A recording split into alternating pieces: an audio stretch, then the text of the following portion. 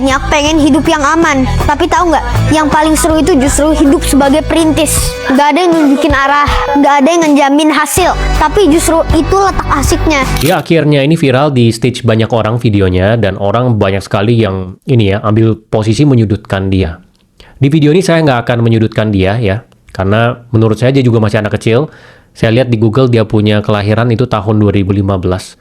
Jadi dia masih umur 10 ya. Ya masih kecil banget, itu paling masih kelas SD kelas 3. Dan skripnya itu ya kemungkinan besar ya mungkin orang tuanya yang tulisin dan dia baca. Nah, terlepas dari itu semua, di sini saya akan menjelaskan ya tentang perintis dan pewaris. Ya, perbedaannya seperti apa. Nah, di aslinya memang perintis untuk bersaing dengan pewaris menurut saya itu susah. Garis startnya udah beda.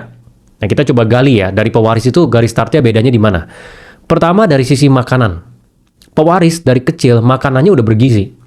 Makanan yang bikin badan dia sehat, makanan yang bikin otak dia berkembang dengan pesat, karena nggak bisa dipungkiri bahwa makanan itu memang ngefek ke fisik kita dan juga otak kita.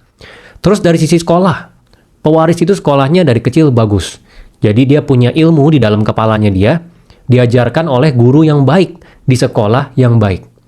Dan dia teman-temannya juga semuanya anak-anak yang mampu. Kemudian dari sisi ilmu yang diajarin orang tua juga beda. Pewaris ini dari kecil pasti udah dicekokin sama orang tuanya. Ilmu-ilmu yang dipahami oleh orang tuanya. Kalau orang tuanya pebisnis yang hebat gitu ya, dia akan ajarin, oh cara bisnis tuh gini. Dari kecil udah diselipin. Pada saat makan bareng, makan siang, makan malam, ataupun makan pagi, itu di ngomongin terus. Ada juga anak-anak yang dibiayain untuk mulai bisnis dari kecil. Jadi entah dia dari kecil ikut papanya kerja dari SD, ini banyak ya konglo yang kayak gini, untuk dengerin papanya itu kalau ketemu orang meeting seperti apa, ataupun dia dimodalin dari kecil untuk mulai bisnis supaya tahu bisnis itu seperti apa.